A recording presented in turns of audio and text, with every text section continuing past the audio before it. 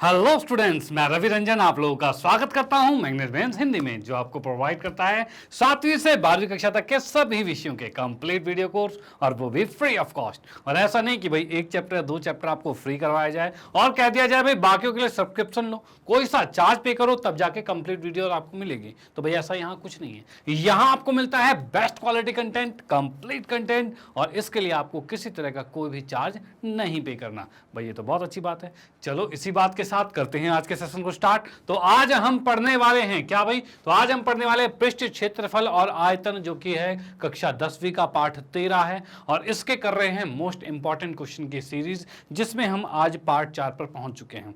और यहां पर इससे पहले के 3 पार्ट हम कंप्लीट कर चुके हैं, जो कि आपके बोर्ड के एग्जाम के पॉइंट ऑफ व्यू से बहुत ही बेहतरीन क्वेश्चन थे। और उसके बाद आज हम पार्ट 4 पर पहुंच चुके हैं। ओके, और आज इस पार्ट 4 में हम क्वेश्चंस करने वाले हैं, स्टार्टअप करने वाले हैं उस तरह के क्वेश्चन जिसमें दो अलग अलग ठोस आपस में संयोजित होते हैं, जुड़ते हैं। ओके, और जुड़ने के बाद जब उनका आयतन निकलता है, ठीक है, या क्षेत्रफल निकलता है, उस चीज़ों को हम यहाँ पर देखने वाले हैं। ओके, तो वो तो हम क्वेश्चंस में देखेंगे, और यहाँ पर भी इस टाइप के क्वेश्चंस भी आपके बोर्ड के एग्जाम में पूछे ही जाते हैं, तो उसको भी हम यहाँ पर कंप्लीट करने वाले हैं। डन, तो करते हैं सेशन को स्टार्ट और देखते हैं किस किस टाइप के क्वेश्चन हैं यहाँ पे। ओके, चलो यहां पर आता है प्रश्न नंबर 19 पे पहले। तो भाई इससे पहले के 18 क्वेश्चन हम कंप्लीट कर चुके हैं। ओके, अब 19वें क्वेश्चन से स्टार्ट करते हैं। भाई क्या चीज हो रहा है? तो यहां पर भाई एक भवन का भीतरी भाग लंबवृत्तीय बेलनाकार है। एक भवन जो है उसका जो भीतरी भाग है लंबवृत्तीय बेलनाकार है, यानी कि भाई कुछ इस तरीके का हो गया। ये बेलन के आकार का हो गया।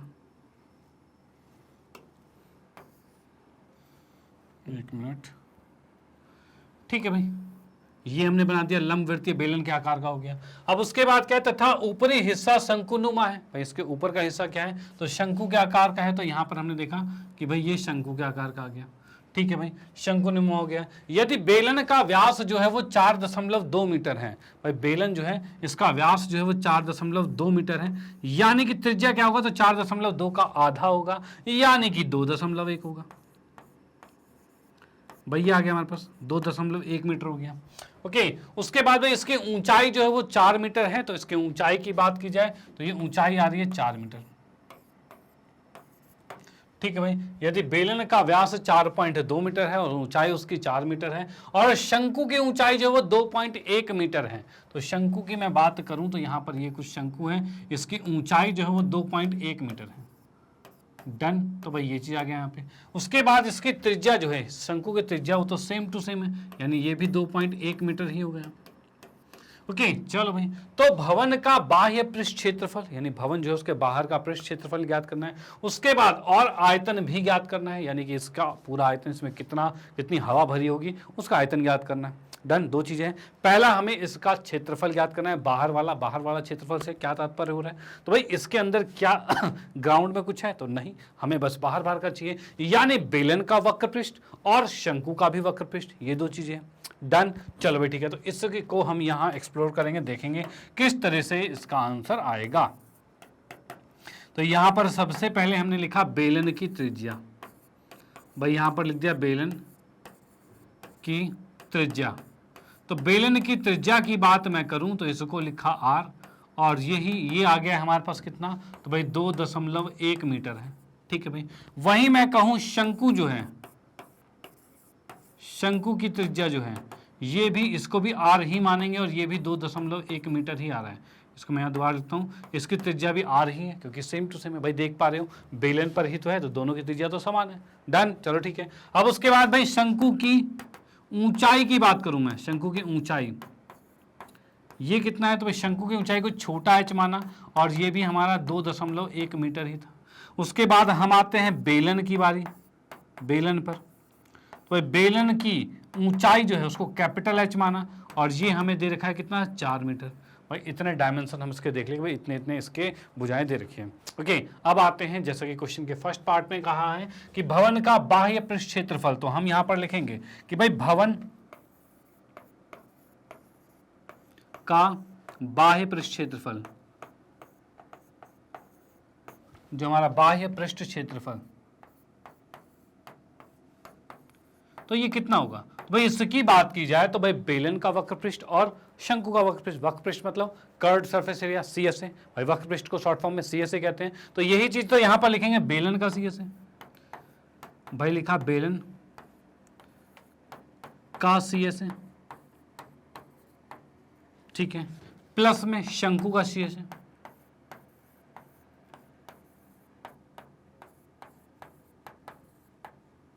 ठीक है भाई, बेलन का CSA और शंकु का CSA, ये चीज हो गया।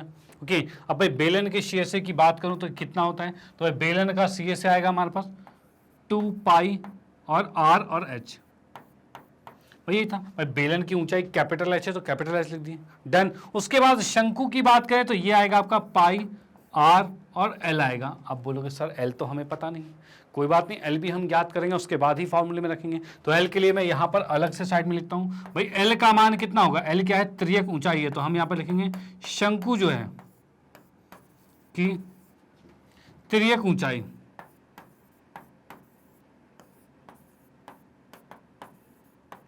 भाई शंकु की त्रियक ऊंचाई जिसको हमने L माना, और ये L किसके बराबर, तो L की मैं बात करता हूं तो ये आएगा अंडर रूट में R का स्क्वायर प्लस में R का स्क्वायर, भाई यही होगा। यानी कि मैं कह सकता हूं 2.1 का स्क्वायर प्लस में, और ये H है तो H का स्क्वायर यानी 2.1 का स्क्वायर।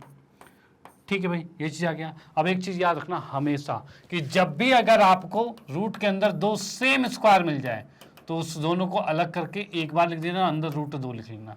और ये आया कैसे, तो भाई एक्स स्क्वायर को जब कॉमन लोगे तो बाहर जाके वो सिर्फ एक्स बचेगा, डन। और ये एक बच गया और एक बच गया और एक 2 होता है, रूट 2 आएगा। सेम प्रोसेस यहाँ लग रहा है, यहाँ पर हमने देखा दोनों सेम है, यानी कि हम लिखा 2 पॉइंट में 1 और रूट 2 आएगा, इतने मीटर जो है वो L आ चुका है, डन। अब इस L को हम यहाँ पर रखेंगे। ओके, तो आते हैं नेक्स्ट पे। तो यहाँ पर जैसे कि क्षेत्रफल की मैं बात कर रहा हूँ, यानी ए हम ज्ञात कर रहे हैं, तो क्षेत्रफल ए है यानी एरिया है, और इसको हमने लिखा है यहाँ पर। तो भाई आगे लिखते हैं, भाई ए जो है ये आ गया 2 पाई, और भाई देखो कॉमन क्या आ रहा है, कॉमन इसमें पाई R कॉमन आ रहा है, तो पहले हम कॉमन ले लेते हैं।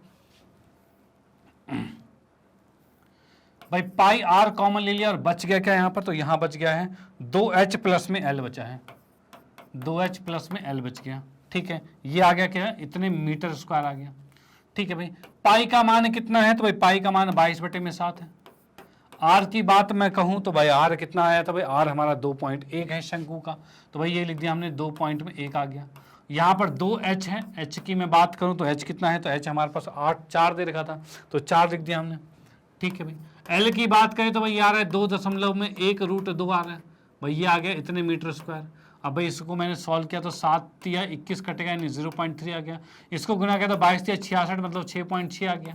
अंदर क्या तो भाई 8 आ गया, प्लस में 2 पॉइंट में 1 रूट 2 आ गया, इतने मीटर स्क्वायर आ गया। ओके भाई, ये चीज़ आ चुका है। अब यहाँ पर हम देखते हैं क्या रूट 2 का मान दे रखा है, तो भाई नहीं दे रखा है, इसका मतलब हम इसका आंसर यहाँ पर भी छोड़ सकते हैं। ओके, और वैसे हम क्या करते हैं, इसमें इसको गुना कर लेते हैं। चलो एग्जैक्ट में निकाल देता हूँ क्या चीज़ भाई, तो रूट 2 का मान जो होता है याद रखना ये होता है 1.41 होता है। ठीक है, इसको हम यूज़ कर लेते हैं और आंसर आ जाएगा। अब यहाँ पर देखते हैं भाई कितना है, 6.6। ठीक है, 8 प्लस में 2 पॉइंट में 1 गुने में 1 पॉइंट में 4 1 कर दिया। ठीक है, इसको मैं गुना करता हूँ यहाँ पर, तो भाई 1 पॉइंट में 4 1 से 21 को गुना किया हमने, मतलब 2.1 से करेंगे तो 1 एकम 1 4 एकम 4 1 आएगा, और भाई 2 8 और 2 आएगा, और भाई 1 6 9 2 आएगा, और 2 1 3 3 पे पॉइंट है, मतलब 2.961 कर दिया है। ठीक है, तो यहाँ पर मैं लिख सकता हूँ 6.6 गुने में 8 प्लस में 2.961 आ गया।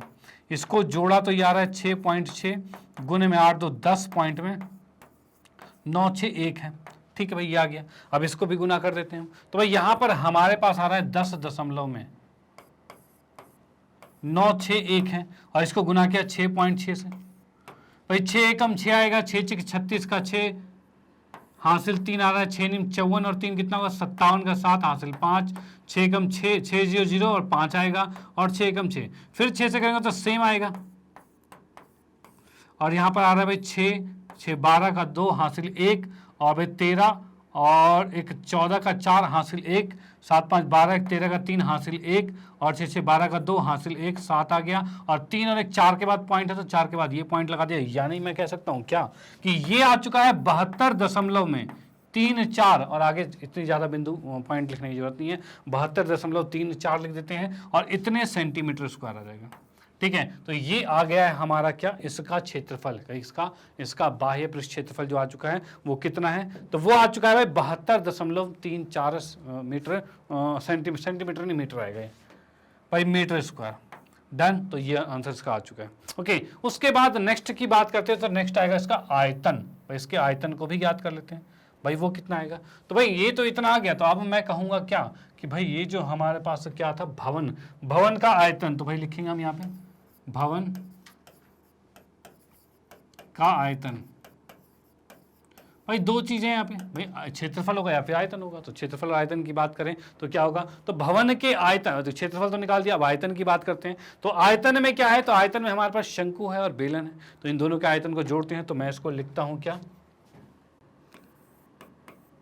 बेलन का आयतन, इसको मैं नीचे ही लिख देता हूं भाई, ये बराबर है, बराबर में चल रहा है भाई, जो बेलन है बेलन का आयतन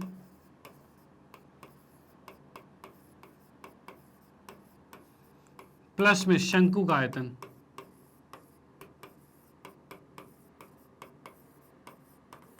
ठीक है भाई, बेलन का आयतन और शंकु का आयतन इन दोनों को जोड़ दिया जाएगा। तो जोड़ते ही हम क्या देख पा रहे हैं यहाँ पे, तो भाई देखा बेलन का आयतन, तो बेलन का आयतन कितना है, तो भाई इसके लिए फॉर्मूला, सीधे फॉर्मूला रखेंगे भाई, फॉर्मूला क्या बता दो भाई, फॉर्मूला क्या होता है बेलन का, तो बेलन के आयतन का फॉर्मूला है πr²h, जिसको पता है बहुत अच्छी बात है, और शंकु का आयतन होता है 1/3। अच्छा, इस बेलन की बात करें तो इसका कैपिटल एच है भाई, बेलन की ऊंचाई जो है वो कैपिटल एच है, जैसा कि हमने देखा था, बेलन की ऊंचाई कैपिटल एच है।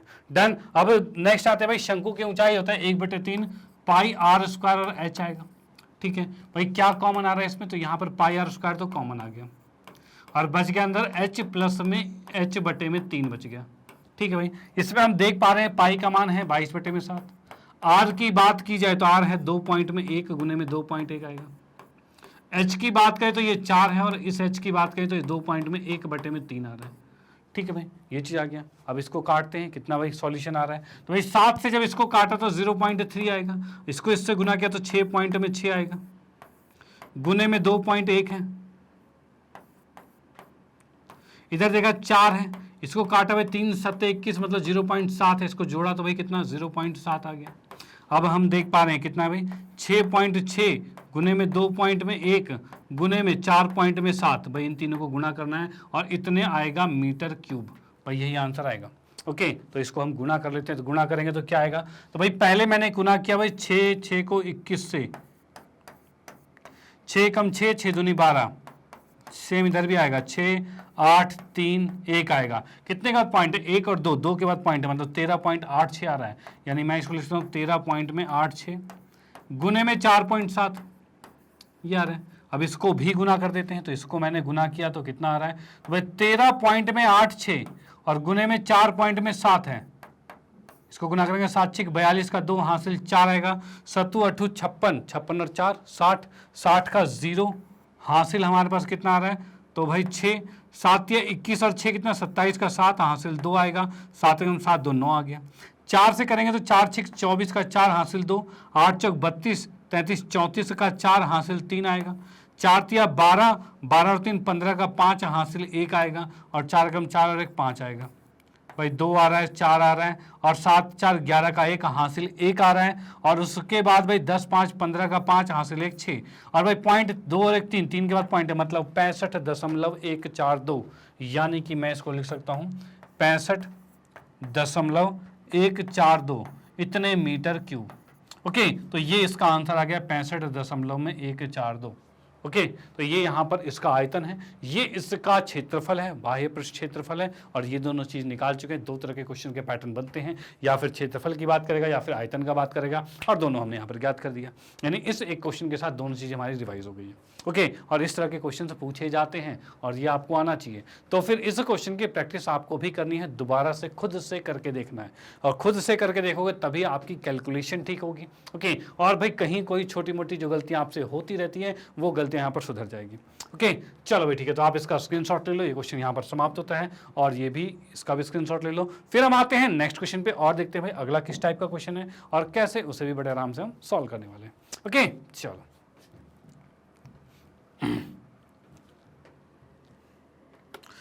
हाँ जी, तो नेक्स्ट क्वेश्चन हमारे पास है, एक भवन भीतर से बेलनाकार का है। एक भवन जो है वो भीतर से बेलन के आकार का है, ठीक है। भवन का ऊपरी हिस्सा शंकुनुमा है जिसका शीर्ष कोण समकोण है। ये तो बड़ी अच्छी बात है, यानी इसने यहां पर ये कह दिया कि एक शंकु हमारे पास है, ठीक है भाई, शंकु नहीं बेलन है हमारे पास। और बेलन में इसने क्या कहा है कि भाई एक भवन भीतर से बेलनाकार है, भवन के ऊपर हिस्सा शंकुनुमा है, यानी यहां पर एक शंकुनुमा है, ठीक है भाई, जिसका शीर्ष समकोण है, मतलब कि हम कह सकते हैं ये समकोण का है, ये 90 डिग्री का है। डन, चलो ठीक है। अब इसने कहा यदि बेलनाकार भाग का व्यास जो है वो 4.3 मीटर है, यानी मैं कहूं यहां पर से इसकी जो त्रिज्या है वो कितनी होगी, तो 4.3/2 आ जाएगी, इतने मीटर है, ठीक है भाई, इतने मीटर का हो गया। ओके, चलो भाई, और क्या रखा है भाई, इसकी भाई ऊंचाई, जो बेलनाकार भाग की जो ऊंचाई हो 3.8 मीटर है, यानी यहां पर लिखा 3.8 मीटर, भाई ये बेलनाकार भाग की ऊंचाई है, ठीक है भाई। अब इसने कहा तो भवन का पृष्ठ क्षेत्रफल और आयतन ज्ञात करना, मतलब यहाँ पर भी हमें इसका पृष्ठ क्षेत्रफल और आयतन दोनों हमें ज्ञात करने हैं। डन, चलो भाई ठीक है, हम इसका पृष्ठ क्षेत्रफल और आयतन ज्ञात करेंगे, लेकिन कैसे ज्ञात होगा भाई, यहाँ पर देखो क्या चीज़ है भाई, ये 4.3 मैंने यहाँ पर लिखा है, ये कितना है 4.3 का आधा है, यानी मैं पूरे की बात करूँ तो पूरा 4.3 है, ये व्यास है। ओके, अब भाई मेन मुद्दा ये है कि अगर मुझे इसका क्षेत्रफल ज्ञात करना है पूरे का, तो भाई बेलन का क्षेत्रफल जो कि होता है क्या, 2πr(h) होता है, ठीक है। और भाई शंकु का क्षेत्रफल ये क्या होता है, तो πr(l) होता है। और हमें ये l तो पता ही नहीं है, जब l नहीं पता तो फिर हम कैसे इसका क्षेत्रफल निकालेंगे, तो पहला काम तो क्या है, l ज्ञात करना है, उसी के बाद इसका क्षेत्रफल निकल पाएगा।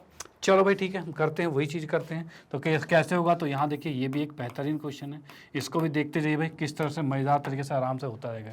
ओके, तो सबसे पहला काम तो ये है, सबके जो डायमेंशन दिए हुए हैं उसको लिख लेते हैं। तो हमने यहाँ पर लिखा बेलन की त्रिज्या, भाई यहाँ पर लिख दिया बेलन की त्रिज्या। तो बेलन की त्रिज्या मैंने मान लिया है कि बेलन की त्रिज्या को r, छोटा r ही मान लिया, चलो कैपिटल R मान लिया, ठीक है भाई, ये मान लिया। और ये कितना है, तो 4.3/2 मीटर है। चलो भाई ठीक है, इतना आ गया हमारे पास। ओके, उसके बाद क्या है, तो शंकु की बात करते हैं। शंकु की त्रिज्या वो भी सेम टू सेम जा रही है, क्योंकि उसी के ऊपर शंकु था, तो ये 4.3/2 मीटर आ रहा है, ठीक है भाई। उसके बाद क्या हो रहा है, तो भाई बेलन की ऊंचाई है,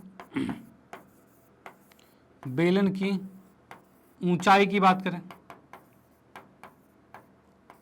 जिसको हमने माना है क्या, तो इसको मान लिया कैपिटल H, और ये हमें दे रखा है 3.8 मीटर, ठीक है भाई। ये चीज़ हो गया जो कि हमें नहीं पता, भाई नहीं पता तो क्या ही करा जाए। चलो भाई ठीक है, उसके बाद क्या चीज़ है भाई, तो यहाँ पर हमें देखो L की ज़रूरत है इसके क्षेत्रफल के लिए, और एक और चीज़ H की ज़रूरत है। यहाँ ये जो ये है, ये H है आपका, ठीक है, इसकी ज़रूरत है आयतन के लिए, क्योंकि आयतन भी निकालने के लिए कहा हुआ है कहाँ पे भाई, ये आयतन ज्ञात करना, और आयतन के लिए हमें शंकु का आयतन 1/3πr² लगाना पड़ेगा, और उस कंडीशन में H की रिक्वायरमेंट भी है, यानी यहाँ पर हमें H भी चाहिए और L भी चाहिए, दोनों चीज़ चाहिए। चलो भाई ठीक है, और जैसा कि कोण हमें क्या रखा था, यहाँ पर 90 डिग्री का है, शीर्ष का कोण 90 डिग्री का है, तो मैं यहाँ पर इसके लिए इनके नाम लिख देता हूँ भाई, ये लिखा A, ये B, C, D, E, और ये जो पॉइंट आपका है ये F है, ठीक है, इतना हमने लिख दिया।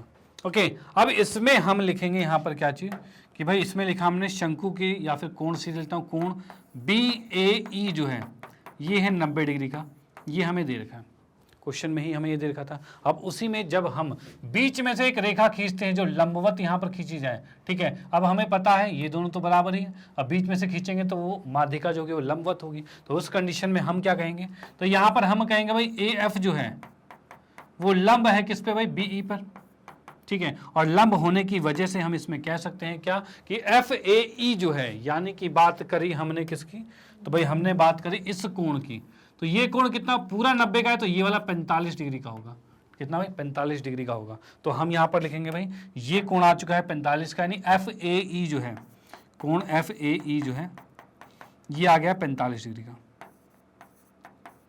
चलो भाई इतनी बात होगी। अब इस 45 डिग्री के कोण की वजह से हम इसका L और इसका H दोनों ज्ञात करेंगे, और कैसे करेंगे तो ये देखते रहिए, ठीक है। जैसे कि हमें यहाँ पर पता है कि पूरा व्यास 4.3 का है, तो त्रिज्या कितनी होगी इसकी तो 4.3/2 होगी, ये चीज होगा, ओके अब यहाँ पर हम क्या करते हैं, तो हम इस त्रिभुज को लेते हैं। त्रिभुज कौन सा है, ए एफ ई त्रिभुज लेते हैं। तो भाई मैंने यहाँ पर लिया त्रिभुज ए एफ ई में, त्रिभुज ए एफ ई में भाई इस त्रिभुज में की बात की जाए तो अगर ये चीज़ थीटा है तो इसके सामने वाला क्या होगा, तो ये लंब होगा। तो हमने इसके सामने वाले को लंब ले लिया, ठीक है भाई। 90 का ये है तो इसके सामने वाला ये क्या होगा, कर्ण होगा, और ये आधार है। डन, यही होगा। चलो भाई अब अगर मैं यहां पर लेता हूं टेन थीटा, भाई इसके अंदर अगर मैं लेता हूं टेन थीटा तो कितना होगा, तो 10 होता है, लंब बटे में आधार होता है, तो लंब कितना है, ये है, और आधार ये, ठीक है। तो लंब बटे आधार तो हमने लिख दिया, ये आएगा एफ ई बटे में आएगा क्या, एफ ए, भाई ये आ गया एफ ई बटे में एफ ए आएगा, ठीक है भाई। अब यहां से हम देख पा रहे हैं टेन थीटा, थीटा का मान कितना था, तो थीटा का मान हमारा 45 डिग्री है, बराबर में ए एफ है, ऊपर क्या है, एफ ई है, ऊपर हमारा एफ ई है, तो एफ ई लिखा हमने। एफ ई कितना है, तो एफ ई हमारा 4.3 बटे में 2 है, ठीक है। और बटे में कितना है, तो भाई ए एफ है या एफ ए कह सकते हैं, तो ये आ गया, हमने ये लिख दिया। अब ये 1045 एक होता है, और ये नीचे वाला भाई 4.3 बटे में 2, और नीचे एफ ए जो उसके इस साइड गुना होगा तो यहाँ पर ये एफ ए आ जाएगा। चलो ठीक है, एफ ए कितना आ गया, 4.3 बटे में 2, और ये आ गया मीटर में आ गया। डन। तो यहाँ से हम कहते हैं इसकी ऊंचाई जो है इसको हम h मानते हैं, और इसकी ऊंचाई जो है वो h आ चुकी है, जो कि 4.3 मीटर है। डन। चलो भाई ठीक है। उसके बाद नेक्स्ट हम बात करते हैं सेल को हमें ज्ञात करना है, तो उसके लिए हम क्या करेंगे, तो लंब और कर्ण ले लेते हैं, यानी मैंने लिख दिया साइन 45।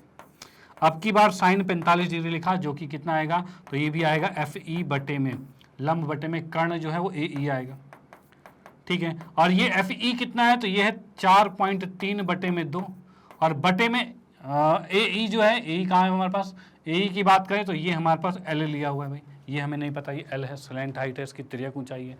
साइन 45 कितना होता है, तो 1/√2 होता है, बराबर में ये नीचे वाला एल उठ के ऊपर आ जाएगा, और ये इस साइड आ रहा है 4.3 बटे में 2 आ गया, ठीक है। इस √2 को भी उठा के उधर ही भेज देते हैं, तो ये इस साइड से क्या हो जाएगा, यहाँ से आ जाएगा भाई √2 आ जाएगा, ठीक है, ये चीज आ गया। ओके और ये कितना आ गया, तो एल का मान इसमें आया तो ये मीटर में आ गया। डन भाई, कोई दिक्कत नहीं, एल का मान ये आ गया है, एच का मान ये आ गया है। अब करते हैं इसका सॉल्यूशन, और सॉल्यूशन क्या है, तो पहले हम निकालेंगे भाई क्या, तो भवन का, भाई यहां पर लिखा हमने भवन का बाह्य पृष्ठ क्षेत्रफल,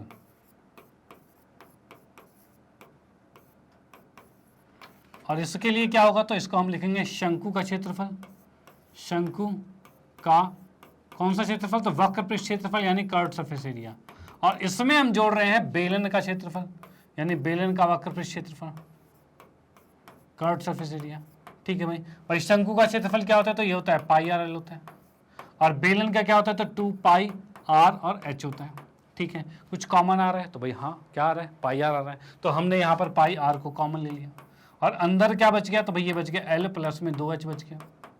ये भी सेंटीमीटर के साथ है, स्क्वायर के साथ चल रहा है, और ये क्षेत्रफल मतलब ए से नोट कर रहा हूँ इसको, ठीक है, ए से दर्शाया जा रहा है, जो कि आ गया। अब हम देखते हैं यहाँ पर क्या है, तो भाई पाई का मान है 22/7, और आर की बात करते हैं, तो आर कितना है, तो आर की बात हमने करी, तो हमारा आर कहाँ है, ये आर हमारे पास 4.3 है। अच्छा एक चीज़ है, यहाँ पर कैपिटल आर लिया गया, तो हम भी कैपिटल ही लेंगे, स्मॉल नहीं लेना भाई।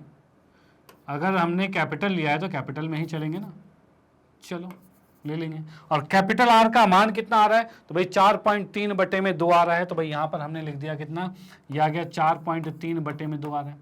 यहाँ एल की बात मैं करता हूँ, तो एल कितना आया हमारे पास, तो 4.3 बटे में 2 और √2 आया है, तो यहाँ पर लिखा भाई 4.3 बटे में 2 और √2 आया है, ठीक है। और प्लस में 2h है, h की बात करूँ तो भाई h कितना है, तो h हमने देखा तो 3.8 है, तो ये भी हमने लिख दिया 3.8 आ गया, और इतने सेंटीमीटर स्क्वायर है। डन। चलो भाई ठीक है, अब इसको करते हैं, काटते पिटते हैं, तो आर कट रहा है क्या, तो 2 से काटा तो भाई 11 पे कट गया, और इसको गुना करेंगे, तो इसको गुना करेंगे भाई किससे, 43 को हमने गुना किया 11 से, तो 43 से कम 43, 43 से कम 43 यानी 3 7 4, यानी अब मैं लिख सकता हूँ 4 7 3 कर दिया, और पॉइंट के साथ गुना, एक पॉइंट यहाँ आएगा, और बटे में 7 है। इसकी बात करते हैं तो 43 पॉइंट बटे में 2 है, और √2 की बात करूँ तो यह आएगा 1.41 आएगा, ठीक है, इतना आ गया। ये भाई अप्रॉक्स वैल्यू, उसके आगे भी चीज़ें होती हैं, बट इतने में ही लिख के हम तब भी कर सकते हैं। ठीक है, हमने √2 का मान क्या किया है, 1.41 ले लिया है।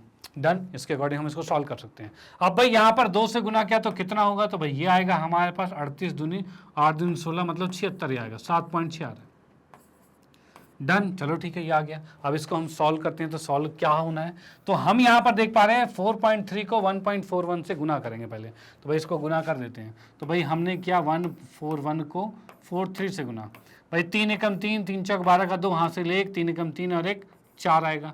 भाई 4 एकम 4, 4 चौक 16 का 6 हासिल 1, 4 एकम 4 और 1 5 आएगा। ये आ गया 3 6 0 6, और भाई इसमें पॉइंट कितना है, तो 2 और 1 3, 3 के बाद पॉइंट है, तो यहाँ पर हमने देखा 3 के बाद पॉइंट लगाए तो 6.0, भाई कितना आ रहा है 6.063 आ रहा है, यानी कि मैंने इसको लिख दिया 47.3 बटे में 7, और इसका एलसीएम ले लेंगे 2, और ये ऊपर आ रहा है 6.063, और उसके साथ प्लस में ये 2 इससे गुना होगा, तो 6 दूनी 12 का 2 हासिल 1, और 7 दूनी 14 और 1 15। चलो भाई, ये हो गया हमारा भाई यहाँ पे। ठीक है, अब भाई इसमें हम देख पा रहे हैं भाई, अब इसको सॉल्व करेंगे तो भाई इसमें इसको जोड़ देते हैं। जोड़ा तो क्या होगा, तो भाई यहाँ पर 15 पॉइंट में 2 है, इसको हमने जोड़ दिया, तो भाई जोड़ देखो, 2 के साथ बाद 0 लगा सकते हैं, कोई दिक्कत नहीं है। ठीक है, अब यहाँ पर 3 का 3 आ गया, 6 का 6 आ गया, 2 का 2 आ गया, और उसके बाद 6 5 11 का 1 हासिल 1, और ये 2 आ गया, तो हमारे पास आ गया 21.263 आ चुका है।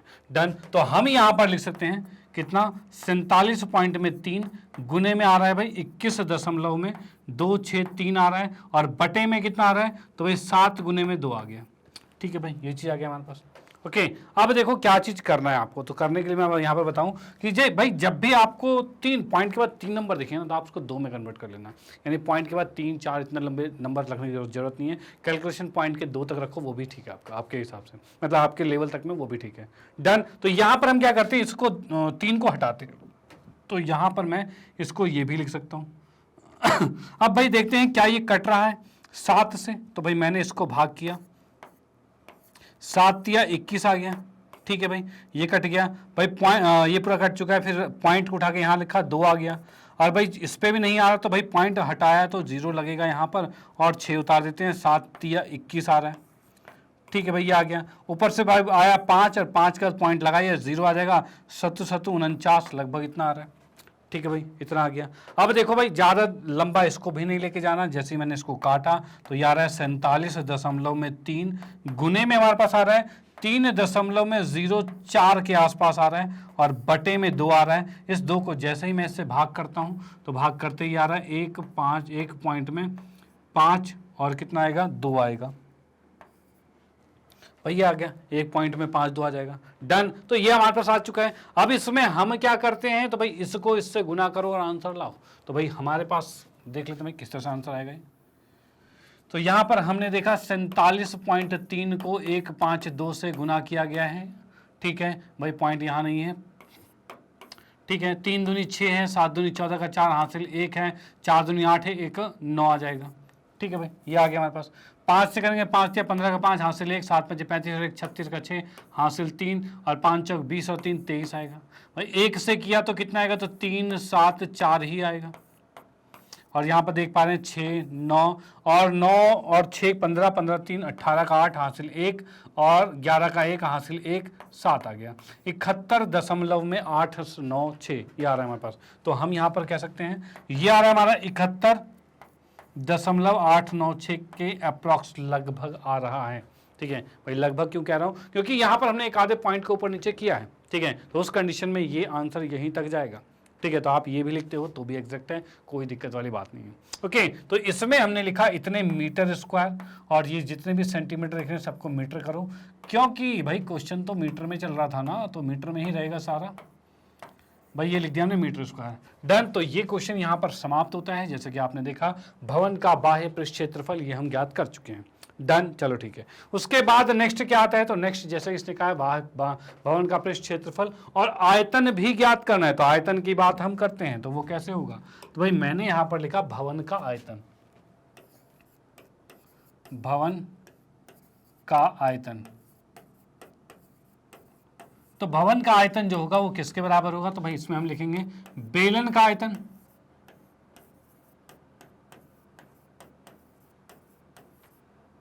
और प्लस में शंकु का आयतन।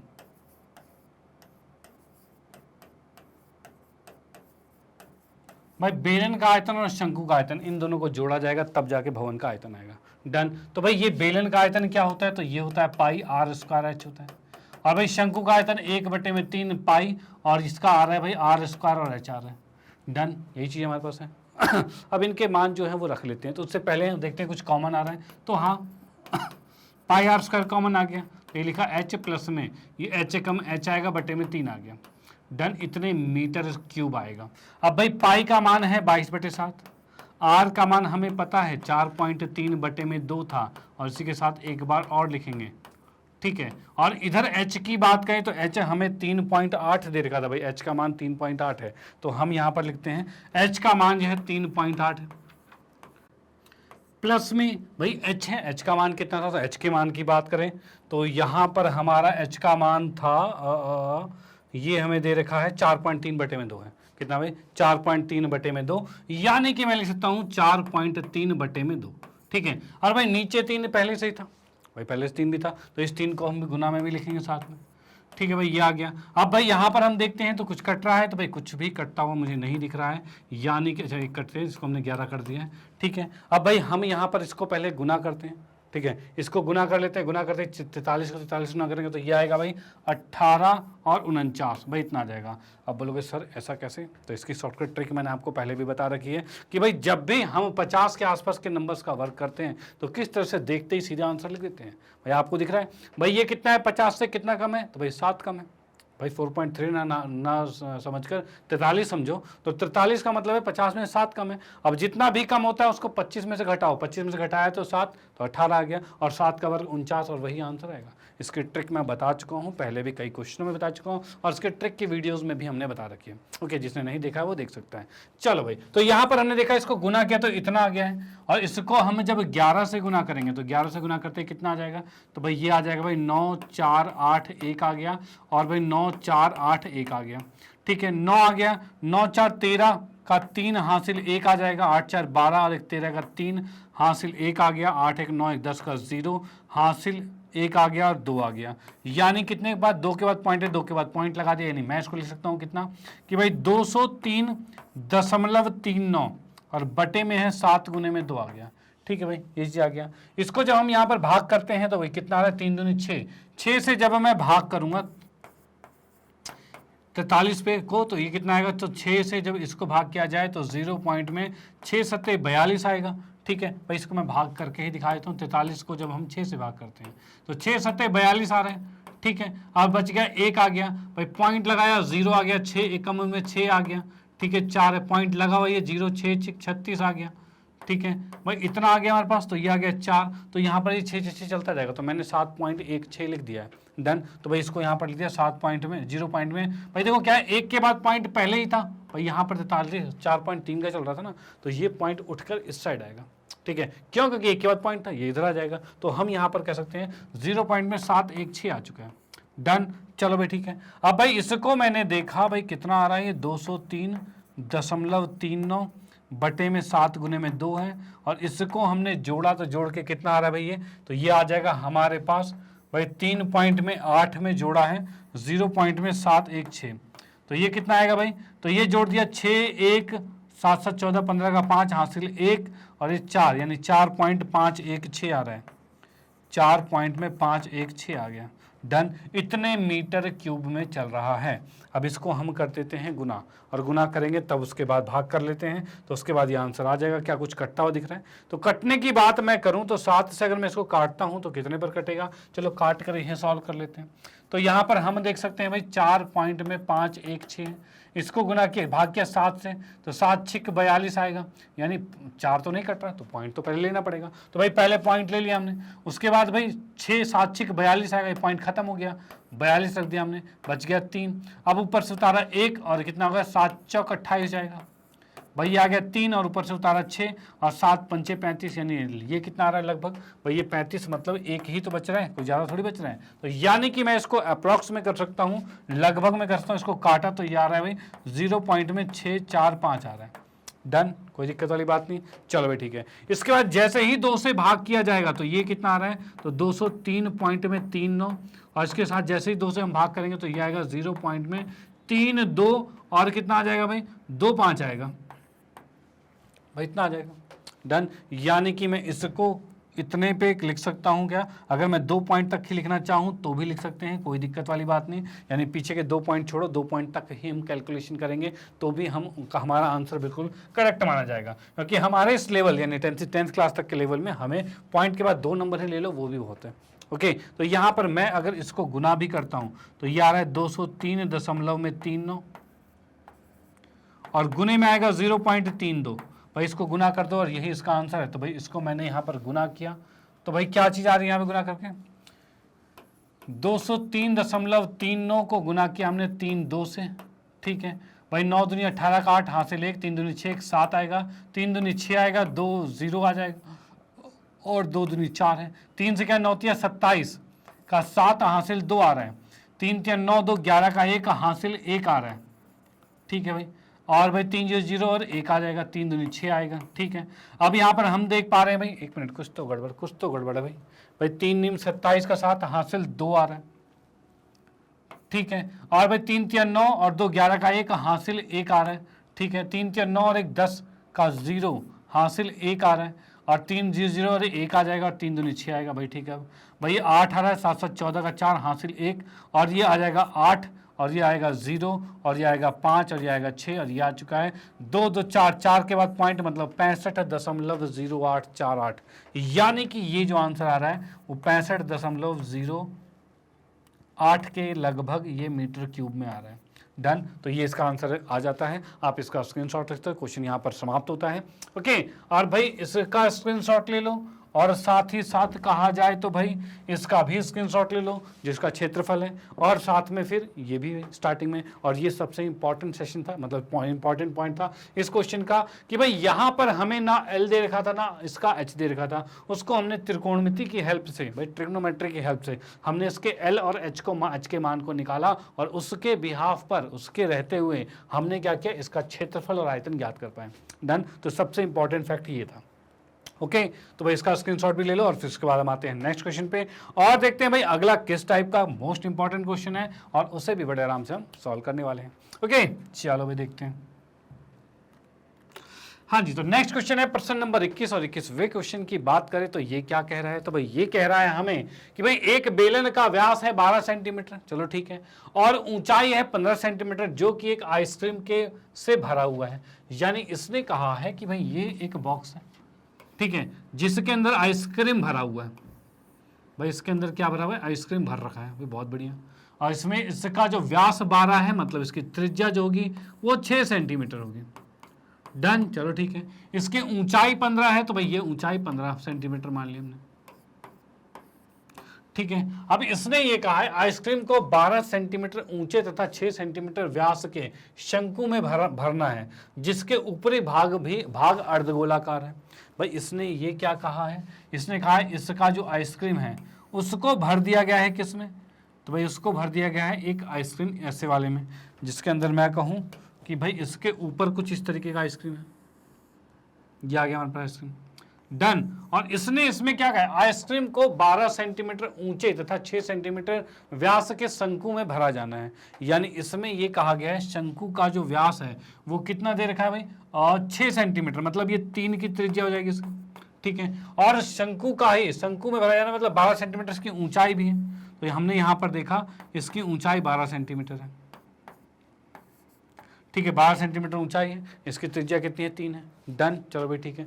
अब इसके बाद क्या है भाई, इसके बाद है जिनका ऊपरी भाग अर्धगोलाकार है, ऊपरी भाग क्या है इसका, अर्धगोलाकार है, और उस अकॉर्डिंग कहेंगे ऐसे कितने शंकु आइसक्रीम के भरे जा सकते हैं। अब देखो हो क्या रहा है, इसके अंदर का आइसक्रीम निकाल रहे हैं और इसके अंदर हम भर रहे हैं, और भरने के बाद हमें बताना है इस डब्बे में जो आइसक्रीम थी उससे ऐसे कितने शंकुओं में आइसक्रीम भरा जा सकता है। तो भाई इसके लिए क्या करेंगे, हम पहले इस आइसक्रीम के डब्बे का आयतन निकालेंगे। डन, उसके बाद इस आइसक्रीम का आयतन निकालेंगे, और इस पूरे का जो आयतन निकलेगा उसको इससे भाग कर देंगे, नंबर ऑफ आइसक्रीम आ जाएगी। ओके भाई, कितने आइसक्रीम भरे जा सकते हैं। तो हम इसको सॉल्व करते हैं, तो उसके लिए सबसे पहले हमने लिखा हल,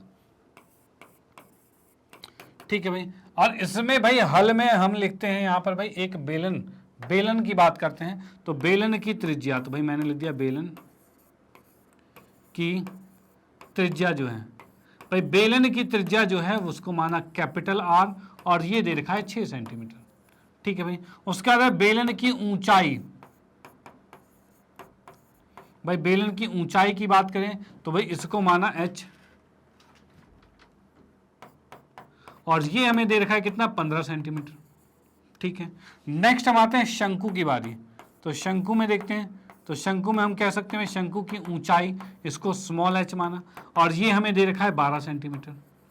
और उसके बाद भाई क्या चीज़ है, शंकु की त्रिज्या है, भाई इसमें देखेंगे शंकु कह लो या अर्धगोला कह लो, तो यहाँ पर मैं दोनों लिख देता हूँ, अर्धगोला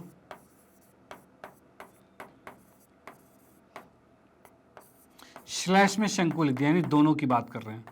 ठीक है, की त्रिज्या, इसके त्रिज्या की बात करें तो ये कितना है, तो स्मॉल आर लिखा, और जो कि 3 सेंटीमीटर है। जैसा आप देख पा रहे हो शंकु पर ही तो ऊपर अध्यारोपित ऊपर रखा हुआ है, तो दोनों की त्रिज्या 3 ही तो होगी, भाई ये भी 3 है, इसकी शंकु की भी त्रिज्या 3 है। डन, तो हमने वो 3 सेंटीमीटर लिख दिया। अब यहाँ पर हम आयतन निकालेंगे दोनों का। पहले तो हम निकालते हैं बेलन का आयतन। ठीक है, तो हमने यहाँ पर लिखा पहले बेलन का आयतन, बेलन का आयतन। भाई बेलन के आयतन की मैं बात करूं तो ये होता है पाई आर स्क्वायर और एच होता है। ठीक है भाई, ये चीज आता है। ओके, अब भाई इसमें देखा जाए तो पाई को पाई ही रहने दो, आर की बात करें कैपिटल आर 6 है तो 6 गुने में 6 आएगा, और एच की बात करें तो 15 आएगा। तो भाई कितना हो रहा है, 15 छिका 90 और 9 6 नीम 54, 540 पाई आ रहा है। और ये क्या है, सेंटीमीटर क्यूब में आएगा। वही हो रहा है, 15 छिका 90 होता है और 9 चौक 6 निम 54 होता है। ठीक है भाई, 6 निम 54 मतलब इतना आ गया 540 पाई सेंटीमीटर क्यूब। ये आया है बेलन का आयतन।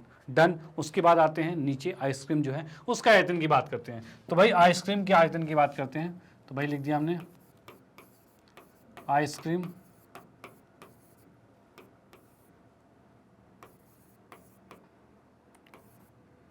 आइसक्रीम का आयतन।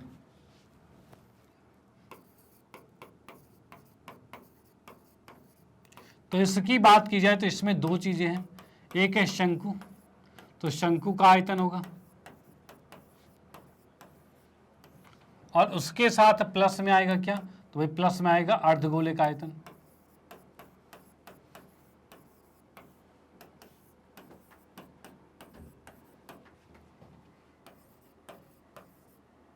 ठीक है भाई, इसको हमने मान लिया V2, भाई ये दूसरा आयतन है, V2 मान लिया।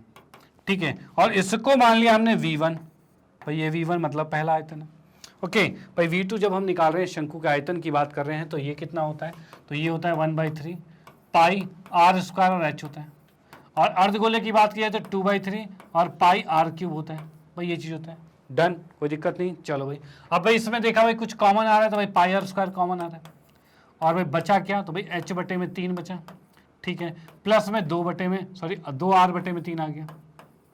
ठीक है, पाई को पाई ही रहने दो। आर स्क्वायर की बात की जाए तो यहां पर देखा हमने छोटा आर 3 है, तो हमने यहां पर लिखा भाई 3 गुने में 3। h की बात करें तो भाई h कितना है, तो h हमें 12 दे रखा है, तो भाई 12 लेते हैं। तो भाई यहाँ पर लिखा भाई h 12 है, तो 12/3 आ गया, प्लस में 2 गुने में 3/3 आ गया। ठीक है, इतने सेंटीमीटर क्यूब आ रहा है। भाई 3 से 3 काट दिया, 3 चौक 12 कट गया, और यहाँ पर हम देख पा रहे हैं पाई तो ठीक है, गुने में 9 है, और 4 2 6 बचा है, और 6 को 9 से गुना करेंगे, और ये 6 निम 54 आ चुका है। भाई 54 पाई सेंटीमीटर क्यूब ये आ गया है। ओके, यानी ये जो आइसक्रीम आपका है ये छोटा वाला है, इसका आयतन है 54 सेंटीमीटर क्यूब। ठीक है, और ये जो बड़ा वाला है इसका है 540 सेंटीमीटर क्यूब। अब मैंने क्या कहा था, इसके आयतन को डिवाइड कर देना, भाग कर देना है इससे। ठीक है, तो वही चीज हम कहेंगे। तो यहां पर हम कहेंगे आइसक्रीम के कितने शंकु आइसक्रीम में से भरे जा सकते हैं, तो भाई यहां पर मैं लिख देता हूं आइसक्रीम से भरे जा सकने वाले शंकु।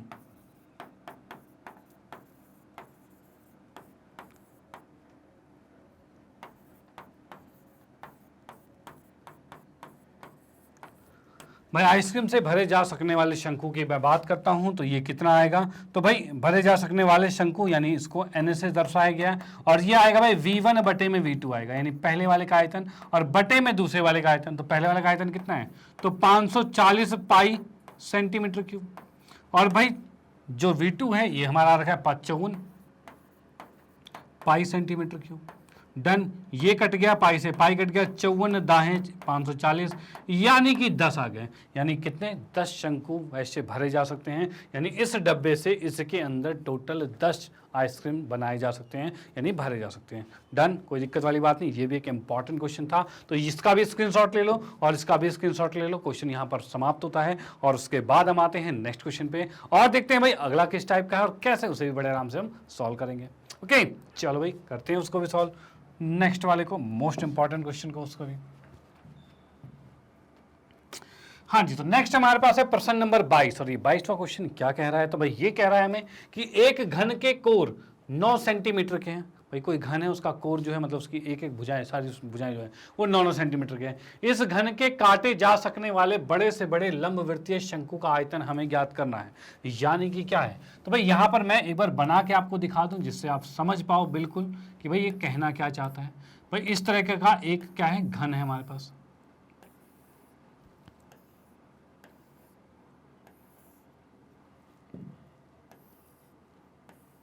ठीक है, ये घन आ गया। अब इसने कहा इस घन से सबसे बड़े से बड़ा, भाई कैसे भाई, काटे जा सकने वाले बड़े से बड़े लंबवृत्तीय शंकु का आयतन ज्ञात करना है, और सबसे बड़ा शंकु क्या कटेगा इसके। तो शंकु की मैं बात करूं तो यहां से भाई शंकु की बात करें यहां से, तो भाई मैं यहां पे कह सकता हूं इससे अगर मैं यहां ले आऊं, इससे यहां ले आऊं, ठीक है, और इस तरह से शंकु कटेगा, ये इस तरह शंकु कट सकता है। भाई सबसे बड़ा शंकु यही तो कटेगा जिसका एक सरफेस ऊपर वाले पे और दूसरा सरफेस नीचे इस पर टच है, भाई इस वाले पर टच है। डन, यही सबसे बड़ा शंकु होगा। बीच में केंद्र क्या, इसको यहाँ पॉइंट मिलाया, इसको यहाँ नीचे मिला दिया, ये इसकी त्रिज्या है और ये इसकी ऊंचाई है। डन, कोई दिक्कत वाली बात नहीं। ओके, चलो भाई अब इसी के अनुसार हम इसका सॉल्यूशन करेंगे। तो यहाँ पर पहले मैंने लिखा हल और उसके बाद आते हैं नेक्स्ट पे। यहां पर लिखेंगे भाई क्या, सबसे पहले तो भाई घन की एक भुजा कितने की है, तो इसको a माना और ये दे रखा है हमें 9 सेंटीमीटर। ठीक है भाई, घन की अगर एक भुजा 9 की है, यानी कहा जा रहा है भाई ये 9 का अगर है तो ये भी 9 का होगा, यानी इसका जो व्यास होगा वो 9 का होगा, तो त्रिज्या 9/2 यही होगी। तो भाई इसमें हम क्या कह सकते हैं भाई, इसमें लिखेंगे प्रश्न के अनुसार,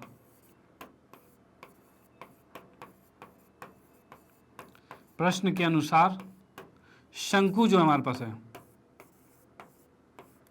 की त्रिज्या, भाई शंकु की त्रिज्या की बात की जाए तो भाई ये हमारे पास भाई r लिया हमने और ये आ रहा है 9/2 सेंटीमीटर।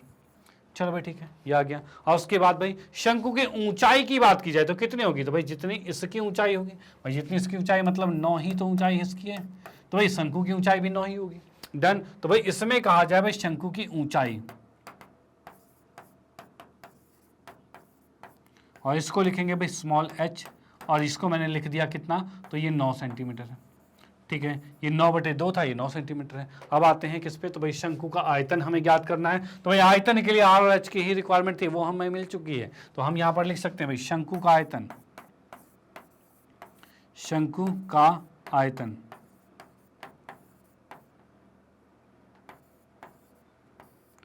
यानी v, और ये क्या होता है, तो ये होता है 1/3 पाई r² और h होता है। ठीक है भाई, 1/3 ठीक है। पाई की बात की जाए तो भाई 22/7 है। r की बात की जाए तो भाई 9/2 गुने में 9/2 आएगा, और h की बात की जाए तो ये 9 आ जाएगा। डन, इसमें कोई दिक्कत वाली बात नहीं। चलो भाई, ये आ गया क्या, सेंटीमीटर क्यूब में आया है। इसको सॉल्व करते हैं तो 2 से हमने काटा तो ये 11 पे कट गया, 3 से काटा तो 3 × 9 हो गया। ठीक है भाई, 11 × 33 हो गया। अच्छा, इसमें करते 9 में 81 होगा, और 81 को 3 से गुना करेंगे तो 8 × 24 243 होगा। यानी कि मैं इसको कह सकता हूँ ऊपर 243 बटे में कितना आ रहा है, तो 7 दूनी 14, तो ये आ रहा है। डन भाई, 243 बटे में 14 आ रहा है और इसको मैं भाग कर देता हूँ, कितना आएगा? तो भाई इसमें एक मिनट एक चीज़ और रह गई है भाई, 9 में 81 थे, 243 और 11 भी तो बची है भाई, 11 भी लिख लिया हमने, और इतने सेंटीमीटर क्यूब है। ठीक है भाई, अब मैं यहाँ पर लिखता हूँ v बराबर में कितना होगा? तो भाई 243 जो हमारे पास है 243, इसको 11 से गुना किया तो कितना आएगा? 243 और 243 आएगा भाई, 3 आ रहा है, 7 आ रहा है, 6 आ रहा है, 2 आ रहा है, यानी इसको गुना करके कितना आ रहा है? 2673 आ रहा है। तो भाई इसको लिख दिया हमने 2673 बटे में 14 सेंटीमीटर क्यूब आ गया। ठीक है भाई, अब इसको कर देते हैं भाग, भाग करके आंसर तो आएगा ही, तो भाई बिल्कुल आएगा। तो भाई यहाँ पर हम लिखते हैं भाई 2673 को 14 से किया तो 14 एकम में 14 कर दिया, और ये बच गया कितना? तो ये आ गया 12 और ये 7 आ गया। ठीक है भाई, ये चीज़ आ गया। अब उसके बाद क्या है? 14 निमे कितना होता है? तो 14 निमे की बात की जाए तो 9 चौक 36 और 9 एकम 9, 126 आ रहा है, ऊपर से उतारा 1 और ये 13 आ गया, 3 आ गया। डन। ठीक है भाई, अब ये इतना आ गया, तो भाई इसको कैसे सॉल्व किया जाएगा? तो भाई 14 से ये तो नहीं कट रहा, तो भाई हमने यहाँ पर 0 लगाया और पॉइंट लगाया, यहाँ पर अपने आप 0 आ गया। डन। अब 14 निम्न फिर से 9 पर जा रहा है, तो 9 पर गया तो कितना आ गया? ये भाई 126 आ गया। ठीक है, ऊपर से उतारा 4 और पॉइंट लगा हुआ, ये एक 0 लगेगा, और 14 ने 28 चौथिया 42 लगभग 3 के आसपास आ रहा है, यानी कि मैं कह सकता हूँ 190.93 सेंटीमीटर क्यूब। भाई इतना आंसर आ रहा है। डन। तो मैं इसको यहाँ पर इरेज करता हूँ, और इसका जो आयतन, जो सबसे बड़े से बड़ा शंकु है, उसका आयतन 190.93 सेंटीमीटर क्यूब आ चुका है। डन। तो ये आंसर यहाँ पर कंप्लीट होता है, आप इसका स्क्रीनशॉट ले लीजिए, और उसके बाद हम आते हैं नेक्स्ट क्वेश्चन पे और देखते हैं भाई अगला किस टाइप का क्वेश्चन है और कैसे उसे भी बड़े आराम से हम सॉल्व करेंगे। ओके, चलो भाई। ओके, तो नेक्स्ट क्वेश्चन हमारा है प्रश्न नंबर 23, और ये 23वां क्वेश्चन क्या कहता है? तो भाई ये कह रहा है, एक ठोस खिलौना एक अर्धगोले के आकार का है जिस पर एक लंबवृत्तीय शंकु अध्यारोपित है, मतलब आरोपित है। चलो भाई, अच्छी बात है, यानी ये कहना चाह रहा है कि भाई एक नीचे अर्धगोला, ठीक है, और इस अर्धगोले के ऊपर एक शंकु भी है। ये थोड़ा टेढ़ा हो गया है,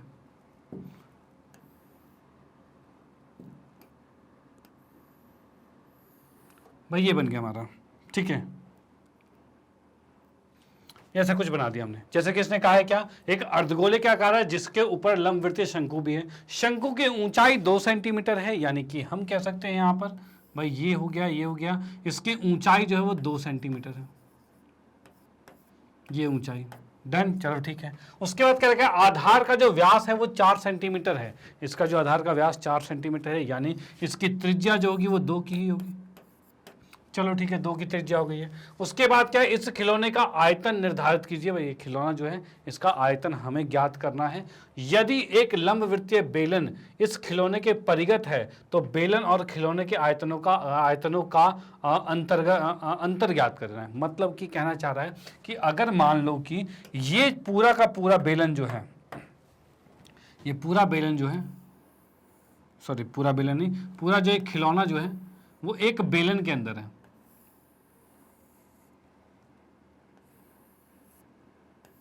भाई ये पूरा खिलौना एक बेलन के अंदर है।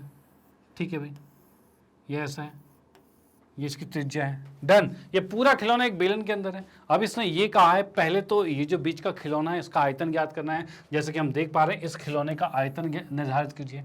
डन। यदि एक लंबवृत्तीय बेलन के इस खिलौने के परिगत है तो उस कंडीशन में तो बेलन और खिलौने के आयतनों का अंतर, यानी कि बेलन का भी आयतन निकाल लेंगे और इसका आयतन तो निकालना ही, और उनका अंतर मतलब बड़े में से छोटे को घटाएंगे और अंतर भी आ जाएगा। डन। तो करते हैं क्वेश्चन को सॉल्व। तो सबसे पहले हम यहाँ पर लिखते हैं क्या चीज़ भाई?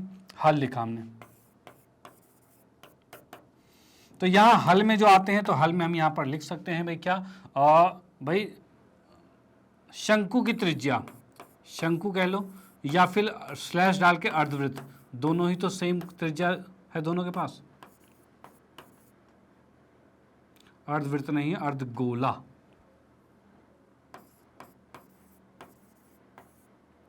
अर्धगोले की त्रिज्या, भाई शंकु और अर्धगोले की त्रिज्या की बात की जाए तो भाई मैं इसको मानता हूं R है, और ये आ गया 2 सेंटीमीटर। ठीक है भाई। और इसी के साथ साथ कहूँ ये अर्धगोला, क्या ये तो बेलन का भी त्रिज्या सेम ही है, तो भाई तीनों के साथ में कर सकता हूँ, यानी अर्धगोले के साथ साथ हम लिख देते हैं बेलन। भाई तीनों की त्रिज्या सेम है, तीनों की त्रिज्या r माना और ये लिख दिया भाई 2 सेंटीमीटर। ठीक है भाई। उसके बाद नेक्स्ट है भाई शंकु की ऊंचाई जो है,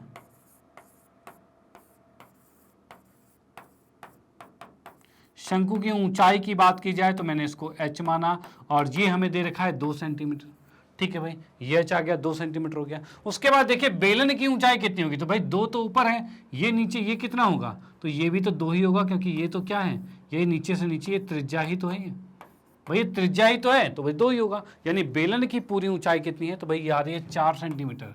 तो भाई मैंने लिखा 4 सेंटीमीटर पूरे बेलन की ऊंचाई है। तो यहां पर हम लिखेंगे बेलन की ऊंचाई, बेलन की ऊंचाई जो है, भाई बेलन की ऊंचाई की बात की जाए तो इसको हमने लिख दिया भाई कैपिटल H, और ये हमें कितना दे रखा है, तो भाई 4 सेंटीमीटर। ठीक है भाई, ये आ गया बेलन की ऊंचाई जो आगे आ रही है 4 सेंटीमीटर। उसके बाद हम आते हैं किस पे, तो भाई ये तो बेलन हमारे पास आ चुका है। उसके बाद हमें इसका आयतन निकालना है, तो आयतन सबसे पहले हम निकालते हैं खिलौने का। तो भाई लिखा हमने क्या, भाई खिलौने का आयतन।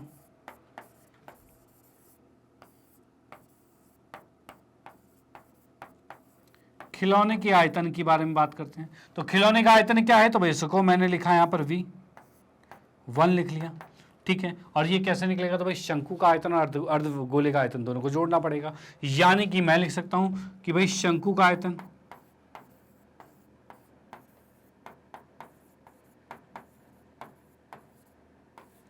प्लस में आएगा अर्धवृत्त का आयतन, अर्धगोले का आयतन।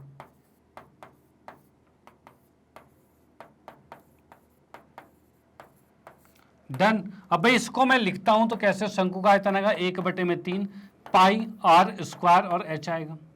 भाई ये भाई शंकु की त्रिज्या r है, शंकु की ऊंचाई स्मॉल h है, तो वो हमने लिख दिया। अब भाई अर्धगोले की बात करें तो अर्धगोले का आयतन आएगा 2/3 और पाई r³ आएगा। भाई ये चीज आएगा भाई 2/3 पाई r³ आएगा। डन, चलो ठीक है। अब भाई इसको हम यहाँ पर सॉल्व करते हैं, कितना आएगा, तो सॉल्व करने के लिए जो V1 हमारे पास यहाँ चल रहा है उसको मैंने यहाँ पर साइड में रखा, और V1 के बराबर भाई कुछ कॉमन आ रहा है इन दोनों में, तो भाई हाँ भाई पाई r² दोनों में ही है, तो भाई पाई r² कॉमन ले लिया।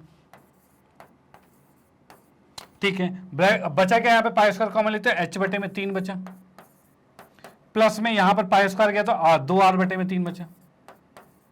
इतने सेंटीमीटर क्यूब ये आयतन आ रहा है किसका, तो भाई खिलौने का आयतन। डन। अब भाई मैं इसमें देखता हूं, भाई पाई तो पाई आ गया, आर की बात करें तो कितना है, तो भाई आर 2 है, तो 2 दूनी 4। यहां की बात करें एच कितना है, तो भाई ये एच 2 है, तो भाई 2/3 प्लस में 2 गुने में 2/3 आएगा, ये सेंटीमीटर क्यूब आ रहा है। भाई 2 दूनी 4 पाई आ गया। ठीक है, यहाँ की बात की जाए तो नीचे एलसीएम 3 आ रहा है, और भाई 2 2 4 2 6 मतलब टोटल 6 आ रहा है, 3 दूनी 6 कट गया। अब ये कितना आ रहा है भाई, भाई 4 दूनी 8 यानी 8 पाई सेंटीमीटर क्यूब, ये आयतन आ गया खिलौने का। भाई क्या आ गया, इस खिलौने का ये जो बीच वाला पोर्शन था उसका आयतन है 8 पाई सेंटीमीटर क्यूब। डन, चलो ठीक है। उसके बाद आते हैं नेक्स्ट पे, तो नेक्स्ट भाई क्या है, तो बेलन का आयतन। तो भाई लिखा हमने बेलन का आयतन। भाई बेलन के आयतन के बारे में कहा जाए तो भाई ये कितना आ रहा है, इसको मैंने V2 मान लिया, और ये हमारे पास आएगा भाई पाई r² और h आएगा। ठीक है, और सेंटीमीटर क्यूब में पाई की बात की जाए तो पाई पाई रहने दो, r³ देखा जाए तो भाई ये 2 था, तो भाई 2 गुने में 2 आ रहा है। h की बात करें तो ये 4 था और ये सेंटीमीटर क्यूब है। भाई 4 दूनी 8 दूनी 16 यानी कि 16 पाई सेंटीमीटर क्यूब, ये आ रहा है बेलन का आयतन। डन। अब उसके बाद क्वेश्चन में क्या कहा गया है, तो इसने कहा है बेलन और खिलौने के आयतनों का अंतर। तो यहां पर हम देखेंगे, लिखेंगे भाई क्या, बेलन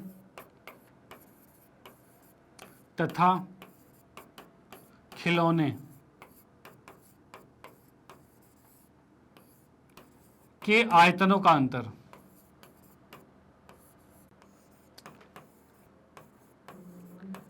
आयतनों का अंतर भाई कितना आ रहा है, तो भाई ये यही आएगा V2 माइनस में जो V1 पहले निकाल चुके हैं इन दोनों का, भाई ऐसे तो अंतर निकाला जाएगा। डन, चलो ठीक है। भाई इसमें हमने क्या किया, V2 जो कि 16 पाई है सेंटीमीटर क्यूब, और इसमें से भाई पिछला वाला V1 है, कितना निकला था भाई 8 सेंटीमीटर क्यूब, तो भाई इसको लिखा 8 सेंटीमीटर क्यूब आ गया।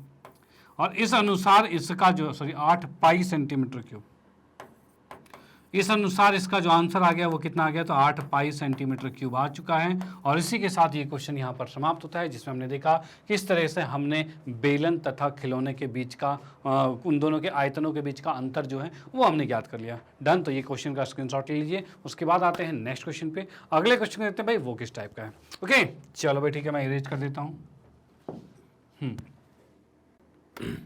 ओके तो नेक्स्ट क्वेश्चन हमारा प्रश्न नंबर 24 है। और 24वां क्वेश्चन क्या कहता है, तो भाई ये कह रहा है हमें कि एक समकोण त्रिभुज है, ठीक है, जिसकी भुजाएं 15 सेंटीमीटर 20 सेंटीमीटर और उसके साथ साथ और उसके कर्ण परिगत घुमाए गए हैं, यानी कर्ण नहीं दे रखा। तो भाई यहाँ पर देखो क्या क्या चीजें, उसकी भुजाएं 15 और 20 है, उसको कर्ण के परिगत घुमाया गया है। अब देखिए क्या चीज है, मैं यहाँ पर क्या करता हूँ, एक समकोण त्रिभुज बनाता हूँ। भाई ये बना दिया है समकोण त्रिभुज, जिसमें इसको माना है ये 90 डिग्री का है और ये है 15 का और ये है 20 का, ठीक है। और ये इसका कर्ण है और कर्ण के परिगति से घुमाया गया है। घुमाओगे तो क्या होगा, तो ये ऐसे घूम के नीचे आ जाएगा। अब नीचे आएगा तो कैसा बनेगा, तो भाई कुछ ऐसा बन जाएगा नीचे, भाई इधर भी 90 डिग्री कुछ ऐसा बन जाएगा। और इसको तेज तेज के घुमाते हो जाएंगे तो क्या होगा, तो भाई ये कुछ गोल घूमते घूमते कुछ ऐसा ठोस जैसा दिखने लग जाएगा। भाई ये गोल जैसा कुछ ऐसा दिखने लग जाएगा। भाई क्या ऐसा कुछ बनेगा, तो भाई बिल्कुल ऐसा ही बनेगा। तो भाई यहाँ पर हम देख पा रहे हैं किस तरीके का बन गया है, एक शंकु इधर बन गया, एक शंकु इधर बन गया, 2 शंकु बन चुके हैं यहाँ पे। डन। चलो भाई ठीक है। अब भाई इसी के बिहाफ पर, इसी के रहते हुए हमें क्या ज्ञात करना है, तो हमें भाई इस प्रकार बने हुए दृश्यांकु का आयतन और पृष्ठ क्षेत्रफल ज्ञात कीजिए। यानी कि ऐसे जो आपको दिख रहे हैं, जैसा दृश्य दिख रहा है जिसमें 2 शंकु हैं, ठीक है, इन दोनों शंकु को जो जुड़े हुए हैं इनका आयतन निकालना है और इनका पृष्ठ क्षेत्रफल निकालना है। अब देखो आयतन के लिए क्या करना पड़ेगा, तो भाई आयतन के लिए हमें पता है शंकु का आयतन होता है 1/3 पाई r स्क्वायर एच। भाई यही होता है, यानी कि हमें इसकी त्रिज्या पता होनी चाहिए और इसकी ऊंचाई पता होनी चाहिए। और त्रिज्या और ऊंचाई है क्या, तो त्रिज्या और ऊंचाई की मैं बात करूं यहां पर, तो भाई ये तो त्रिज्या आ रही है, एक मिनट,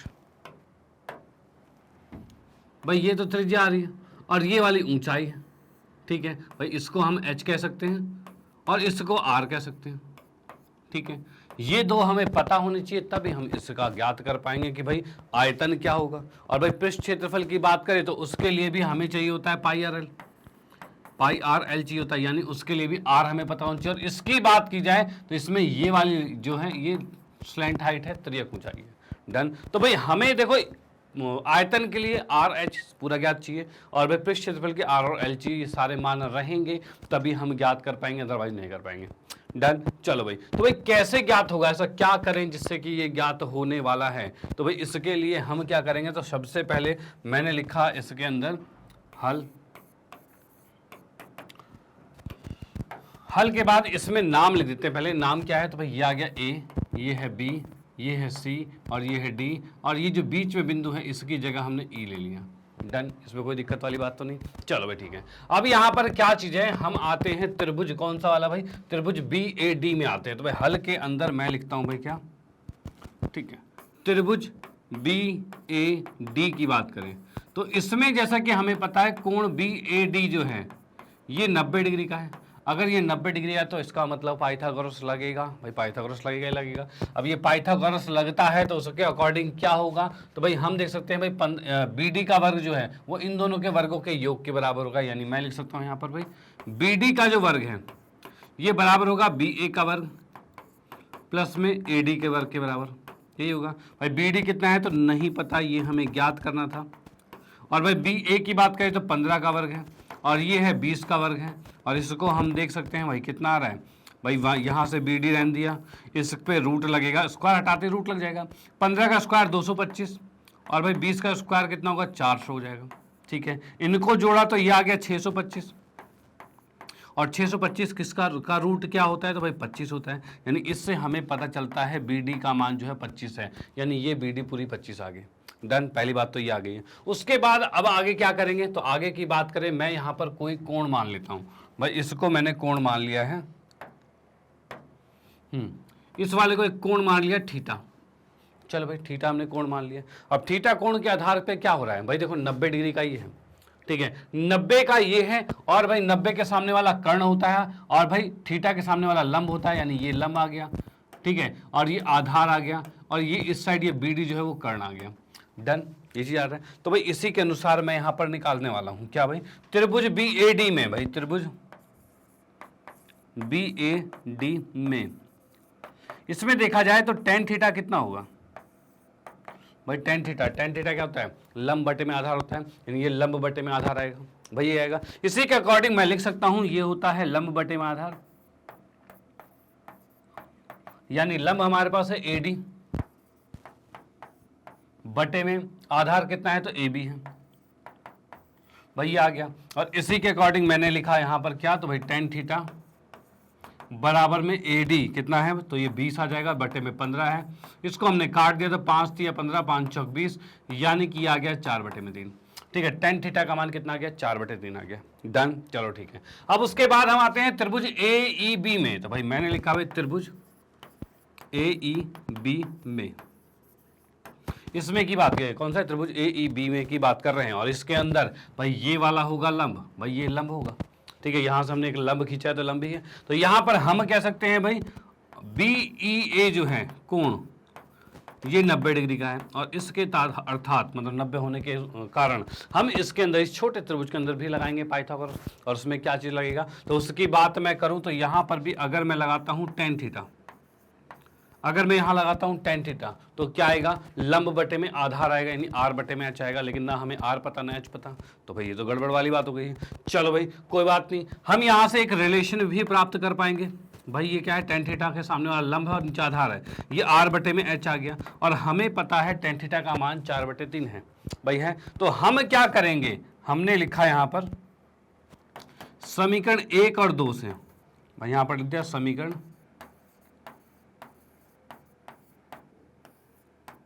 1 तथा 2 से। भाई समीकरण 1 तथा 2 से क्या हो रहा है, तो यहां से हम लिख सकते हैं R बटे में H जो है ये बराबर में आ गया 4/3। भाई आ गया हमारे पास R बटे H जो है 4/3 के बराबर आ गया। डन, चलो ठीक है।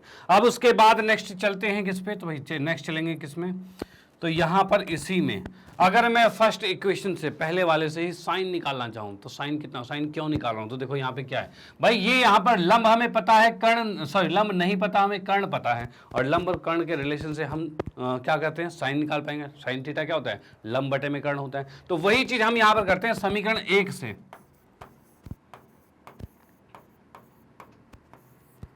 समीकरण 1 से साइन थीटा हमारा कितना आएगा भाई, देखो साइन थीटा क्या होता है, लंब बटे में कर्ण होता है, यही होता है। अब देखो क्या चीज हो, अगर मैं आप इससे भी कन्वर्ट कर सकते हो, या फिर सीधे ये निकला था कहां से, तो भाई BAD त्रिभुज से निकला था, ठीक है, उसमें थीटा ये था, उसमें क्या करना था, मैं लंब बटे में कर्ण करना था। तो लंब 20 है, कर्ण कितना है, तो 25 आया था भाई, BD 25 आया था। तो हम इसको सीधे लिख सकते हैं लंब बटे में कर्ण आएगा, यानी कि BD नहीं AD बटे में BD आएगा, वही आएगा। भाई साइन थीटा क्या होता है, लंब बटे में कर्ण। तो इसके अकॉर्डिंग जो समीकरण 1 कहा है, मतलब कि BAD के अकॉर्डिंग ये कोण थीटा है, जिसके सामने वाला लंब होगा उसको ऊपर लिखा, ठीक है, और बटे में कर्ण BD होगा तो BD को लिख दिया। और ये कितना आ रहा है, तो ये हमारे पास AD का मान है 20 और ये है 25, और इसको हमने काट दिया तो ये 5 आ गया, ये 4 आ गया, यानी 4/5 आ गया। ये समीकरण 3 लिख दिया हमने। डन भाई, समीकरण 3 से डाल दिया।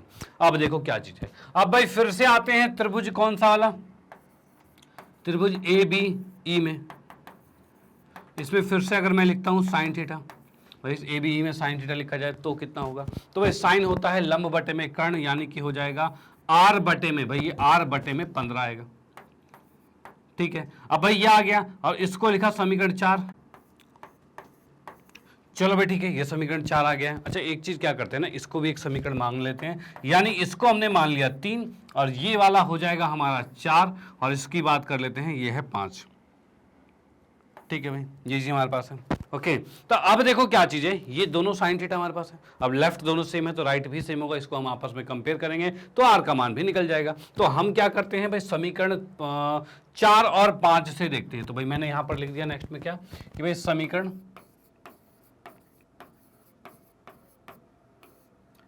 4 तथा 5 से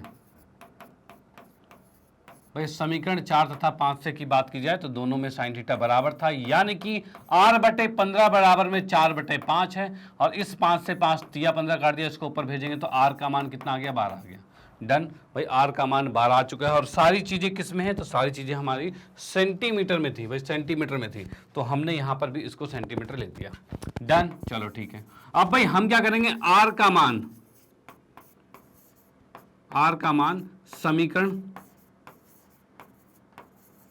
भाई r का मान समीकरण हमारा 1 में रखने पर, 1 नहीं 3 में रखने पर, भाई r के मान को हम उठाकर अगर यहां रख देंगे तो अपने आप h का मान निकलेगा ही निकलेगा। और भाई वही हम करने वाले हैं, तो यहां पर कितना हो गया, भाई r का मान इतना है तो इसको रखा हमने 12 बटे में h बराबर में, भाई बराबर में कितना आ रहा है, जैसे हम देख पा रहे हैं r की जगह 12, 12 बटे h बराबर में 4/3 आ रहा है, तो भाई इसको लिखा यहां पर बराबर में 4/3। ठीक है, ये आ गया। इस h को ऊपर भेजा हमने, इस साइड आ जाएगा, नीचे वाला 3 ऊपर जाएगा, ये 12 गुने में 3 आएगा, और जो ऊपर 4 है वो नीचे आएगा। अब इसको गुना भाग किया, 4 तिया 12, 3 तिया 9, यानी हम कह सकते हैं 9 सेंटीमीटर आ गया h। भाई ये चीज आ गया, भाई h का मान 9 सेंटीमीटर आ गया, r का मान 12 आ गया। डन, चलो ठीक है। अब उसके बाद हम आते हैं, भाई क्या क्या कहा था, क्योंकि यहां से इसके बिहाफ से हम यहां पर क्या क्या ज्ञात कर पाए हैं, तो r और h का मान ज्ञात कर लिया है, और इस अकॉर्डिंग हम इसका आयतन निकाल सकते हैं, इसका आयतन निकाल सकते हैं, ठीक है, और इसका पृष्ठ क्षेत्रफल, इसका पृष्ठ क्षेत्रफल हम निकाल सकते हैं। डन, तो हम क्या करते हैं, जैसे कि इसने कहा है सबसे पहले आयतन बोला है तो हम आयतन को निकालते हैं। तो हम यहां पर करते हैं भाई शंकु BAC जो है, भाई इसका आयतन हम निकालते हैं। पहले हमने लिख दिया शंकु BAC जो है की त्रिज्या, पहले सारी चीजें लिख देते हैं, कि त्रिज्या जो है इसको हमने लिख दिया भाई ये r है, और ये r हमारा कितना आ चुका है, 12 सेंटीमीटर। ठीक है भाई, उसके बाद भाई क्या है, शंकु यही है BAC जो है, कि ऊंचाई की बात करें, ऊंचाई जिसे हम मानेंगे भाई ये h हो जाएगा, और ये हमारा कितना आ चुका है, 9 सेंटीमीटर। ठीक है, और दूसरे वाले का क्या नाम है, तो दूसरा वाला भाई DAC है, भाई DAC की बात कर रहे हैं, तो भाई शंकु जो हमारे पास है कौन सा, DAC की त्रिज्या जो है ये कितनी है, तो इसकी त्रिज्या भी सेम टू सेम है, कोई अलग नहीं है, ये भी 12 सेंटीमीटर है। भाई यहां पर आप देख सकते हो, भाई इस वाले शंकु की त्रिज्या ये है, तो इधर वाले शंकु की त्रिज्या भी तो सेम ही है। डन, चलो ठीक है। अब भाई इसकी ऊंचाई की बात करें, तो भाई इस शंकु की ऊंचाई की बात करें, तो ऊंचाई की बात करें, इसको कैपिटल H लिया है, और ये कितना आएगा, तो टोटल 25 में से गया 9, और ये आ जाएगा कितना, तो भाई 25 में 9 गया तो 16 सेंटीमीटर आ गया। भाई देखो क्या चीज है, ये पूरा 25 का था, BD 25 का था जो हमने निकाला था, ठीक है, और उसमें से ये h का मान कितना है, तो ये h का मान हमारा आया है h का मान आया है 9। तो भाई अगर ये पूरा 25 में से ये 9 को हटा देंगे तो इधर 16 ही आएगा ना, भाई यही आएगा। डन, तो हमने लिख दिया भाई ED जो है वो 16 है, या फिर इसका नाम कैपिटल H लिखा जो कि 16 आ गया। डन, चलो ठीक है। अब आते हैं भाई, इनके डायमेंशन लिख दिए इसी के अनुसार। अच्छा, इसमें त्रियक ऊंचाई भी करनी है, तो त्रियक ऊंचाई की बात करें तो इसकी DAC की त्रियक ऊंचाई,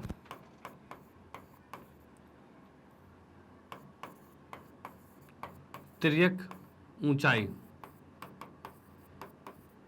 जिसको हमने लिख लिया कैपिटल L, और ये कितना दे रखा है, तो ये भाई त्रियक ऊंचाई की मैं बात करूं तो इसकी त्रियक ऊंचाई 20 है।